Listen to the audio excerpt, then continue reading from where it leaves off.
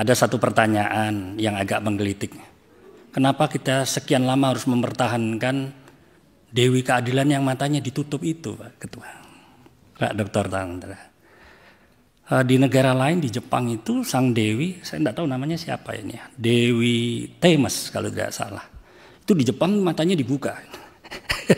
Sahabat FW Legal Voice, saya jadi ketawa sendiri ya menonton cuplikan video tadi. Sebenarnya itu situasi di tengah beban, ya ketegangan, ya perdebatan menyangkut rancangan undang-undang yang sangat serius, strategis, perspektif HAM, kekuasaan aparat penegak hukum yang selalu dipersoalkan, dan ada tuntutan hukum acara pidana yang modern, yang baru. Di tengah itu semua, saya ingin mencoba meredakan ketegangan, ya, mencairkan suasana. Saya jadi kok ingat dengan kisah sang Dewi Keadilan itu. Namanya kalau nggak salah Dewi Themis ya, saya sebut. Yang matanya ditutup itu, kemudian tangannya kanan menggunakan pedang, tangan kirinya memegang timbangan.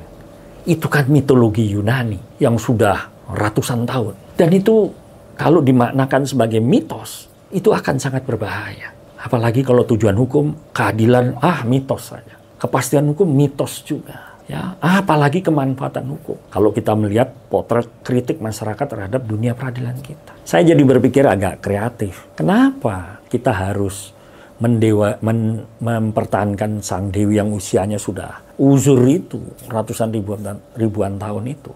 Perlu kita kreatif. Kenapa kok tidak kita gunakan local wisdom misalnya? Ya, produk Indonesia. Kalau undang-undangnya ingin berubah, peraturannya harus berubah karena zaman juga berubah. Simbolnya berubah juga dong. Misalnya, kenapa kita tidak ganti simbol kedidayakan seperti Gatot Kaca atau Bima atau para Pandawa yang berangkat dari nilai-nilai luhur Indonesia?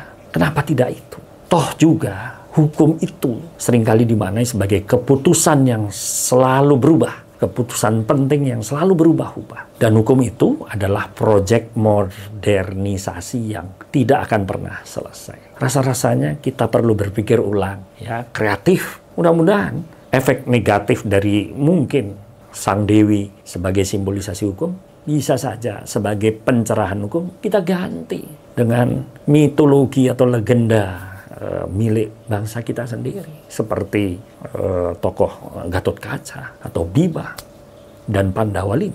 Yang mudah-mudahan ini bisa menjadi inspirasi yang mencerahkan. Assalamualaikum warahmatullahi wabarakatuh. Sampai jumpa kembali. FW Legal Voice. Sukses.